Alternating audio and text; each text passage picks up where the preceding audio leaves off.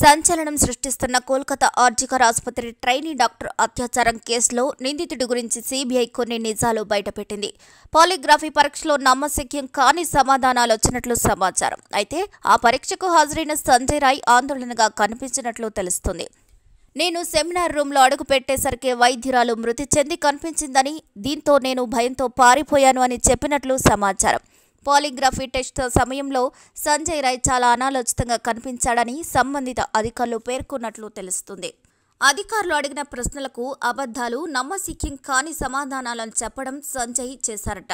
ఇక సీబీఐ అధికారులు సంజయ్కు ఆధారాలు చూపించినప్పుడు ఆ సమయంలో తాను అక్కడ లేనని సంజయ్ రాయ్ చెప్పడం అధికారులు షాక్ తిన్నారట. ఇక మరోవైపు నిందితుడు సంజయ్ రాయ్కు పాలిగ్రఫీ టెస్ట్ చేస్తున్న సమయంలో సంజయ్ తరపు డిఫెన్స్ లాయర్ లేకపోవడం తీవ్ర చర్చకు దారితీసింది. మరోవైపు నిందితుడు విచారణలో నేరం అంగీకరించినట్లు సీబీఐ వర్గాలు తెలిసినట్లు వార్తలొస్తున్నాయి. ఇక ఆ ఘోరం చేసిన రోజు రాత్రి తాను ఏం చేశాడో సీబీఐకి వివరించాడట సంజయ్ రాయ్. ఆ రోజు రాత్రి నగరంలోని 2 రెడ్ లైట్ ఏరియాలకు వెళ్లాను, కానీ సెక్స్ చేయలేదు. ఇక అక్కడి నుంచి తిరిగి వచ్చేటప్పుడు వీధిలో ఒంటరిగా ఉన్న మహిళను వేధించాను అని సీబీఐ ముందు ఒప్పుకున్నారు సంజయ్ రాయ్. అయితే మహిళను వేధించిన విధానం సీసీటీవీ ఫుటేజ్లో కూడా రికార్డ్ అయింది. ఆ తర్వాత సంజయ్ తన గర్ల్ ఫ్రెండ్కి వీడియో కాల్ చేసి న్యూడ్ ఫొటోస్ పంపించమని ఆమెను సైతం ప్రెజర్ చేశాడట. ఆ తర్వాత ఏం చేశాడో టైం టు టైం సీబీఐకి పిన్ టు పిన్ చెప్పాడని సమాచారం బయటకొస్తుంది. ఇక అది కూడా తెలుసుకుందాం. ఆగస్టు 8న రాత్రి సంజయ్ తన ఫ్రెండ్తో కలిసి ఆర్జికర్ ఆసుపత్రికి వెళ్లాడు. రాత్రి 11:15కి మద్యం తాగేందుకు సంజయ్ రాయ్ ఫ్రెండ్తో కలిసి బయటకు వెళ్లాడు.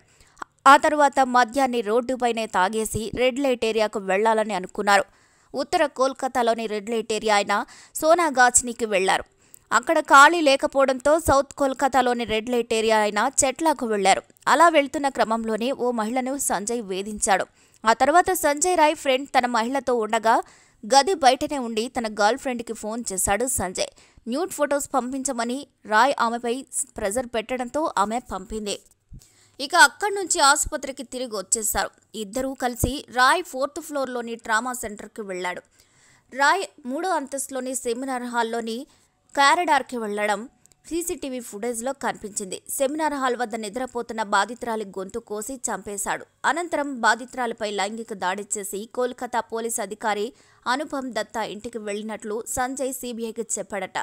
అయితే ఈ ఉదంతంలో ఇంకెవరి హస్తమైనా ఉందా అని సీబీఐ ఇన్వెస్టిగేషన్ చేస్తుందట. అందుకే ఇంకా పూర్తిగా సమాచారాన్ని సీబీఐ ఎవరికి ఇవ్వడం లేదని తెలుస్తుంది. ఇక ఇలా అనేక కథలు మీడియాలో వస్తున్నాయి, కానీ వాస్తవాలు ఏంటి అనేది ఇంకా సీబీఐ వెల్లడించలేదు. అయితే దేశ ప్రజలు మాత్రం దారుణానికి ఒడిగట్టిన సంజయ్ రాయ్ని కఠినంగా శిక్షించాలని కోరుకుంటున్నారు. మరి ప్రభుత్వం ఎటువంటి చర్యలు తీసుకుంటుందో చూడాలి. ఇక ఇదిలా ఉంటే ఈ కేసులో ప్రధాన నిందితుడు సంజయ్ రాయ్ ఈ కేసులో తన ఉద్దేశపూర్వకంగానే ఇరికించారని ఇటీవల కోర్టు చెప్పిన నిందితుడు ఇప్పుడు పాలిగ్రఫీ టెస్ట్లో కూడా ఇలాగే చెప్పడం అందరినీ షాక్కి గురిచేసింది.